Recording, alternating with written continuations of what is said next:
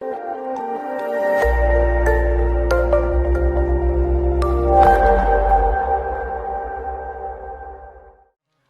भागवत महापुराण के प्रथम स्कंद से सबसे पहले व्यास जी महाराज का मंगलाचरण, बड़ा दिव्य मंगलाचरण, तीन श्लोक में मंगलाचरण किया गया है।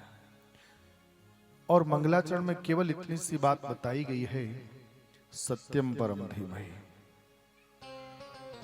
नहीं लिखा नारायणम परम धीमहि, देवीम परम धीमहि, सत्यम परम धीमहि।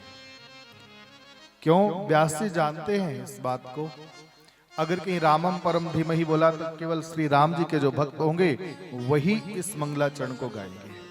कृष्णम परम धीमहि लिखता हूं तो केवल कृष्ण भक्त इस मंगलाचरण को गाएंगे। देवीम परम धीमहि लिखता हूं तो केवल देवी जी के जो भक्त होंगे वही इस मंगलाचरण को गाएंगे। तो लिख दिया सत्यम परम।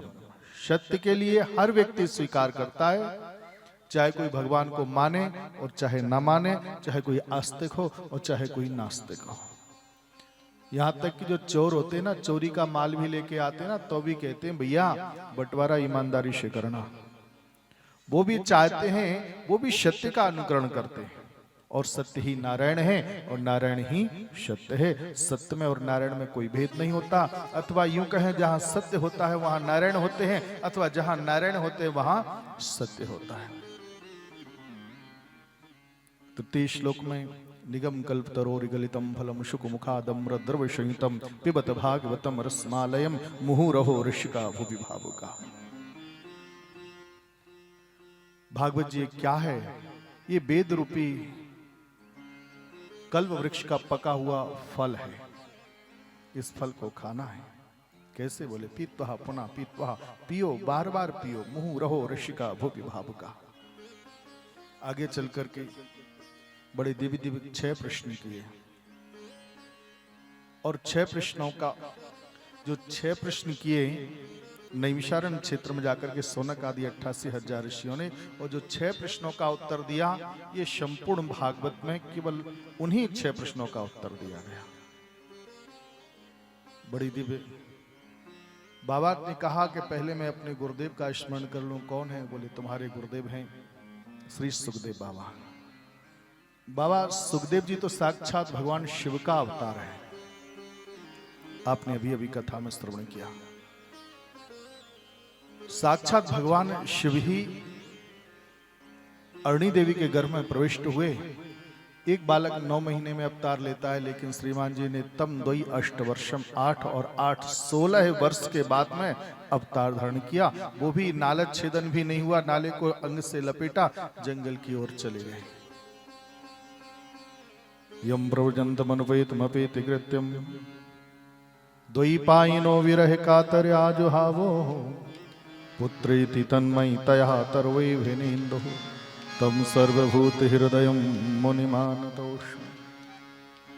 हा पुत्र तुम मेरे बुढ़ापे की संतान हो, एक बार तो मेरी तरफ मुड़ करके देखो। पर एक भी बार मुड़ करके नहीं देखा। ऐसे श्री सुखदेव जी महाराज का अवतार हुआ। अवतार लेते ही जंगल की ओर चले गए। व्यास महाराज ने बहुत कुछ बुलाया, लौट करके नहीं आए। बहुत दुखी हो गए। यहां तक की कथा अभी आप लोग श्रवण कर चुके थे। यहां से आगे की कथा शुभारंभ होती है। बहुत दुखी मन से बैठे हुए थे। क्या करूं?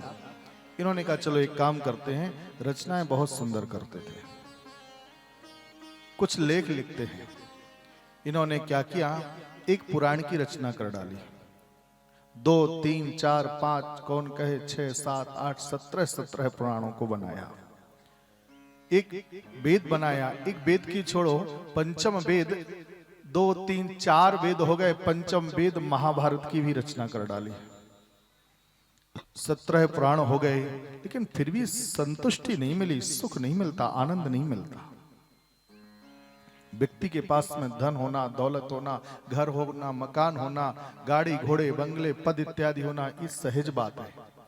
लेकिन सबसे कठिन बात है उसको शांति कितनी है, उसको आनंद कितना मिलता है। अगर कहीं आनंद है तो धन दौलत की आवश्यकता नहीं है। व्यक्ति का इस संसार में सबसे बड़ा सार है आनंद। हमारा आनंद में कितना समय व्यतीत होता है। बहुत दुखी हुए, दुखी मन से बैठे थे। अब जब व्यक्ति ज्यादा दुखी होता है ना, उस समय कहीं कोई संत का संसर्ग हो जाए, कोई सदगुरु का संसर्ग हो जाए तो सारे दुख भाग जाया करते हैं। नारद बाबा आ गए, नारायण नारायण नारायण नारायण। नारद जी को प्रणाम किया। नारद जी से कहा, बाबा मैंने 17 पुराणों को बना डाला, लेकिन फिर भी मुझे संतुष्टि नहीं होती, फिर भी हमको आनंद नहीं मिलता, क्या करें? नारद जी बोले, एक काम करो।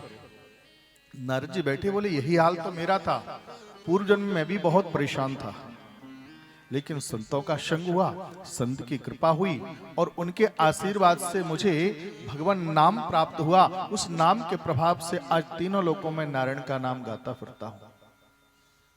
तुम एक काम करो। बोले क्या? तुम एक 17 पुराण तो बनाए, लेकिन सारे पुराण बहुत कठिन हैं, बहुत जटिल हैं, इनकी भाषा ऐसी है कि हर व्यक्ति इनको समझ नहीं सकता। तुम एक पुराण बनाओ जिसमें भगवान की जन्म से लेकर के गोलोक गमन तक की सारी चर्चाएं हो और बहुत सरल हो, हर व्यक्ति उस कथा को समझ सके, ऐसी पुराण की रचना करो। बोले ऐसा कौन सा पुराण है? बोले मैं बता देता हूं। नारद जी को आती थी वो चतुश्लोकी भागवत। चतुश्लोकी भागवत केवल 4 श्लोकों का ज्ञान था नारद जी को। और ये 4 श्लोक नारद जी को कहां से मिले थे? आगे आप लोग सृष्टि प्रकरण की कथा को श्रवण करेंगे तो उस समय भगवान के नाभि से ब्रह्मा जी पैदा होते हैं और ब्रह्मा जी आते हैं भगवान के पास में। भगवान से पूछा मुझे क्या करना है? बोले जैसे हमने तुमको बनाया वैसे तुम बनाओ।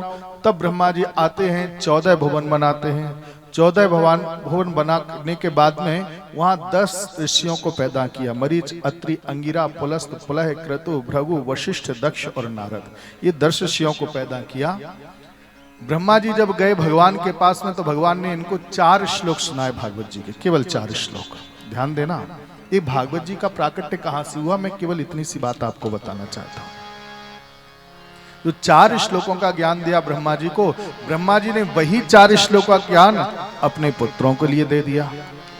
और उनमें नारद जी बैठे थे, नारद जी ने भी 4 श्लोक श्रवण कर लिए। नारद जी ने व्यास जी से कहा, बाबा ये 4 श्लोक हमारे पास में है, मैं आपको दे देता हूं। वो चतुश्लोकी भागवत इनको श्रवण करवाई। आप एक काम करो। बोले क्या? ये पुराण की रचना करो। और 4 श्लोक जैसे व्यास जी के हृदय में आए, 4 श्लोकों की जगह उनके यहाँ 18,000 श्लोक अंदर ही अंदर वर्णित हो गए। बाबा क्या करना है? बोले लिख डालो। व्यास जी महाराज ने कहा ठीक है। अब लिखना चाहते थे तो क्या लिखना है ये सोचते थे, और सोचने के बाद में फिर लिखना चाहते थे तो वो कलम रुक जाती थी, और कलम चलाते थे तो क्या लिखना है ये भूल जाते थे। दोनों काम एक साथ नहीं हो सके। अब व्यास जी ने कहा क्या करूं? नारद जी से कहा बड़ी समस्या आ रही है, दोनों काम एक साथ नहीं हो पा रहे हैं। नारद जी ने कहा तो एक काम करो ना, कोई लेखक को बुला लो, कोई राइटर को बुला लो। अब उस जमाने के सबसे बड़े लेखक कोई और नहीं था, गणेश जी महाराज थे। गणेश जी महाराज को बुलवाया गया। गणेश जी महाराज आए, उनसे निवेदन किया, बाबा एक काम करो, एक पुराण की रचना करना चाहते हैं जिसमें भगवान श्री कृष्ण के जन्म से लेकर के गोलोक गमन तक की सारी चर्चाएं वर्णित होना है, आप इसमें कुछ सहयोग करें। गणेश जी महाराज ने कहा ठीक है, बताओ भगवान का काम है, हम क्या कर सकते हैं, हमें क्या करना है। बोले आप थोड़ा सा राइटर बन करके बैठ जाओ, थोड़ा लिखना शुभारंभ कर दो। गणेश जी महाराज ने कहा ठीक है मैं लिखूंगा तो, लेकिन मेरी एक शर्त है। बोले क्या? मैं शुभारंभ करूंगा और शुभारंभ के बाद में मैं लिखता जाऊंगा और तुम बोलते जाना, अगर कि तुमने बोलना बंद कर दिया तो अपने राम कलम रख करके वापस चले जाएंगे।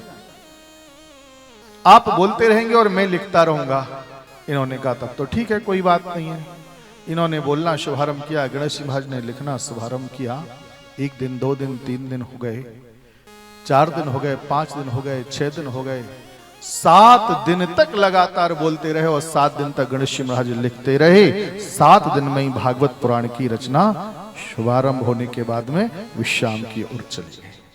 बोली भागवत भगवान की जय, बोली बांकी बिहारी लाल की जय। अच्छा एक बात और मुझे याद आती है इसी प्रसंग में,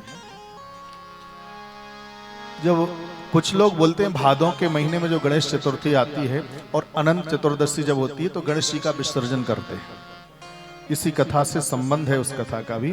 तो लोग बोलते हैं गणेश जी का विसर्जन करना चाहिए कि नहीं करना चाहिए, ये समस्या बहुत बड़ी बड़ी है। तो मैं बताऊं आपको, कुछ लोग गणेश जी का विसर्जन करते हैं, वैसे तो गणेश जी का विसर्जन नहीं किया जाता है। हमारे गुरुजी बैठे हैं आचार्य जी, आप जानते हैं, जब पूजन करवाते हैं हम लोग घर में तो गौरी गणेश की स्थापना जब करते हैं सबसे पहले उनका पूजन करते हैं, लेकिन वो एक सुपाड़ी का विग्रह बना करके जब रखते हैं तो उनका विसर्जन नहीं होता, उनका विसर्जन नहीं करता कोई। गौरी गणेश घर में ही विराजमान, लक्ष्मी गणेश घर में ही विराजमान रहते हैं, उनका विसर्जन नहीं करते। तो फिर उस दिन क्यों किया जाता है, उसका कारण है, वो इसलिए किए जाते हैं। एक तो दूसरी बात, सबसे पहली बात तो यह है कि गणेश जी का विसर्जन महाराष्ट्र में किया जाता है। महाराष्ट्र की वो परंपरा चलते चलते चलते हमारे यहाँ आ गई, क्योंकि वहां मेहमान बनकर के गणेश जी गए थे, और जब मेहमान बनकर के कार्तिकेय जी के यहाँ गए तो वो फिर वापस आए, इसलिए उनका विसर्जन किया जाता है महाराष्ट्र में। इसलिए मुंबई में कितने बड़े विशाल स्वरूप से वो उत्सव मनाया जाता है। दूसरी बात एक और है, सबसे बड़ी बात हमारे यहाँ जो करते हैं ना, उसका एक कारण है। जैसे जो श्रीमद् भागवत महापुराण की रचना करी, रचना कहाँ पर हुई पता है आपको? ये रचना हुई बद्रीनाथ में। आप लोग बद्रीनाथ कोई गए हैं? कौन कौन गया? हाथ उठा के बताना कोई गया हो तो। अरे वाह, आप बद्रीनाथ गए होंगे तो बद्रीनाथ में देखा होगा आपने गणेश गुफा, और गणेश गुफा के पास में ही जो भागवत जी है ना, वो शिला आज भी बनी हुई है। और जो शिला है ना पत्थर की, वो बिल्कुल ऐसे लगता है जैसे भागवत जी के पन्ने रख दिए हो किसी ने, बिल्कुल पुराण जैसा। आज भी दर्शन होता है वहां। तो उस गणेश गुफा में, उस व्यास गुफा में ही, वहां जाकर के व्यास आश्रम में व्यासी महाराज वहां विराजमान रहते, और वहां पर गणेश महाराज ने उस पुराण को लिखा। तो वहां पर लिख रहे थे। अब नीचे है पास में अलकनंदा जी, अलकनंदा जी के किनारे बैठे थे। इतने में क्या हुआ, जब लिख रहे थे ना, तो लिखते लिखते लिखते लिखते आपको बताऊं क्या हुआ, गणेश जी महाराज को थोड़ा ताप हो गया, बुखार आ गया। अब बुखार आया, और बुखार आते समय अब गणेश जी महाराज ने कहा था कि मैं कलम नहीं रोकूंगा, और कलम रुक गई तो फिर दोबारा कलम नहीं उठाऊंगा। व्यास जी बहुत घबराए कि व्यास ने सोचा अगर इनको बुखार थोड़ा सा हो गया और अगर कि इनकी कलम रुक गई तो हमारी रचना तो अधूरी रह जाएगी, अब क्या करूं। घबराए, घबराते घबराते इन्होंने क्या किया, जो अलकनंदा जी थी ना, अलकनंदा जी का पानी बहुत ठंडा होता है, बहुत ठंडा, बर्फ से भी ज्यादा ठंडा होता है। उन्होंने क्या किया, वहां से मिट्टी को निकाला, और मिट्टी को निकाल करके इनके ऊपर डाल दिया। हमारे बड़े बुजुर्ग विद्वान लोग बैठे हैं, आदरणीय श्री मिश्रा जी, जनार्दन मिश्रा जी एडवोकेट साहब बैठे हमारे मध्य में, और भी हमारे बड़े बुजुर्ग बैठे, सब जानते हैं। पहले एक परंपरा थी, अगर कहीं बुखार होता था ना, दवा तो बहुत कम लोग लेते थे। पहले क्या करते थे, गीली पानी की पट्टी लेते थे, पट्टी माथे पर रख देते थे, उससे ही बुखार उतर जाता था। और ज्यादा कुछ होता था तो मिट्टी लेकर लेपन कर देते तलवों पे या हाथ पर या सिर पर। बुखार आज भी उतरता है बुखार, लेकिन लोगों को इन पुराने नुस्खों पर थोड़ा सा कम विश्वास है। तो उन्होंने सोचा एक काम करते, ठंडी मिट्टी डाले देते, इनके माथे पर लगाए देते। माथे पर लगाया थोड़ा सा तो भी बुखार थोड़ा सा नहीं उतरा। तो करते करते करते करते करते इनके पूरे शरीर के ऊपर मिट्टी का लेपन कर दिया। अब जब मिट्टी का लेपन हो गया, लेकिन मिट्टी का लेपन हुआ तो इनका बुखार भी उतर गया और रचना भी अच्छे से हो गई। रचना होने के बाद में अब सोचा अब क्या करें, अब कहीं मिट्टी शरीर पर लगी हो, और फिर वो मिट्टी जब तक गीली रहती तब तक तो कोई बात नहीं, लेकिन जब सूख जाती तो फिर अकड़न होने लगती है। तो क्या हुआ, थोड़ी सी अकड़न होने लगी। बोले क्या करें, व्यास जी ने सोचा चलो पुराण की रचना तो पूरी हो ही गई है, अब क्या करना है। सो गणेश जी महाराज को ऊपर से मिट्टी का लेपन था, सो गणेश महाराज को ऐसे ही उठाया और उठा करके लेके गए और अलकनंदा जी में जाकर के इनको स्नान करवा दिया। और जो इनका स्नान करवाया, सो जितनी मिट्टी थी सारी मिट्टी का विसर्जन हो गया। अब विसर्जन तो हुआ, लेकिन गणेश जी का विसर्जन नहीं हुआ। ध्यान देना, बहुत सूक्ष्म बात। वो विसर्जन किसका हुआ, वो उस मिट्टी का विसर्जन हुआ जो इसका लेपन किया गया था। वैसे ही गणेश जी का विसर्जन नहीं होता है, गणेश जी के उस विग्रह का विसर्जन हम लोग किया करते हैं।